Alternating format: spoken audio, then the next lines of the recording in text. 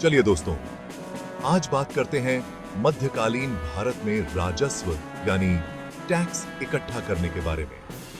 उस जमाने में इक्ता सिस्टम बहुत मशहूर था। इस सिस्टम में राजा एक जमीन का टुकड़ा, जिसे इक्ता कहते थे, किसी खास व्यक्ति को दे देता था। उस व्यक्ति को जागीरदार कहते थे। जागीरदार को उस इक्ते से टैक्स इकट्ठा करने का हक होता था। बदले में उसे राजा की फौज के लिए सैनिक देने होते थे। इक्ता सिस्टम की कुछ खास बातें थी। इक्ता को जागीरदारी भी कहते थे। जागीरदार टैक्स वसूल करता था, उसे फौजी सेवा भी देनी होती थी। और ये इक्ता हमेशा के लिए नहीं होता था, राजा कभी भी उसे वापस ले सकता था।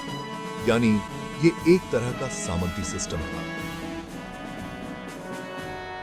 इक्ता सिस्टम के बहुत बड़े असर हुए। इससे राजा को टैक्स इकट्ठा करने में आसानी होती थी। राजा की फौज मजबूत होती थी और इसने सामंती व्यवस्था को बढ़ावा दिया, जिसने मध्यकालीन भारतीय समाज को आकार दिया। ऐसे ही और ऐतिहासिक बातों के लिए बने रहिए।